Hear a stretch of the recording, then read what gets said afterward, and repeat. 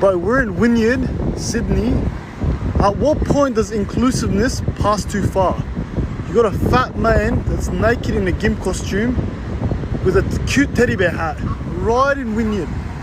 Now tell me this, maybe you can say I'm exaggerating, maybe you can say I'm too much, but at what point is it too far when you're walking down the street with your kid and the kid looks at a cute teddy bear hat and relates it to a man in a gimp suit? At what point does it get too dangerous?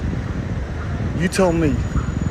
If we keep letting them push the boundary, they keep getting worse and worse. I think this is disgusting. I think this is like Balenciaga vibes.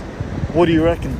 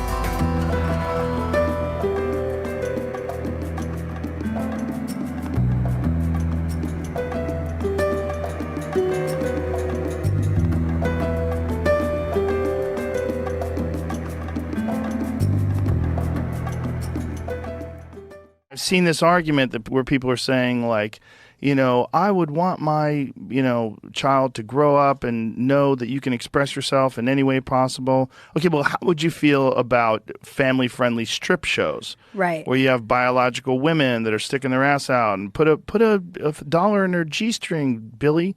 Like you would be weirded out by that, right? Well, it's not much different because it's sexualized. Like a drag queen show in a lot of ways is sexualized. And so you're sexualizing this idea of these men. Many of them have autogynephilia. They get a sexual kink out of dressing up as women, and then they're doing that in front of children. And then the children are like, it's one thing to say, hey, they should be able to do whatever they want. People love drag queen shows. You should definitely be able to do that if you're a grown man.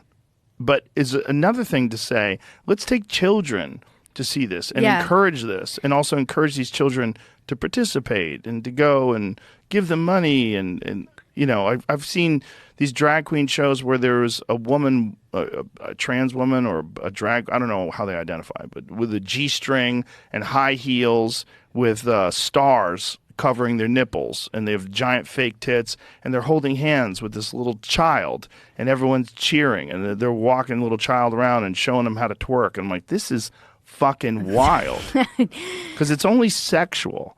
So you're sexualizing this in front of these children, which is very weird. But I feel like, okay, so there's Drag Queen Story Hour, and then this is a different thing, right? This isn't like, this is just people going to drag queen shows. They're having drag queen shows for children. There's just been a lot of the far right people, the far right.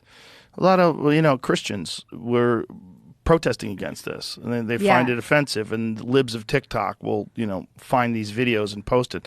And the thing is, it's not one. It's not just one instance where some wacky community thought it was cool to do this. It's like, why is this happening, and why was this never happening before? First step in solving any problem is recognizing there is one.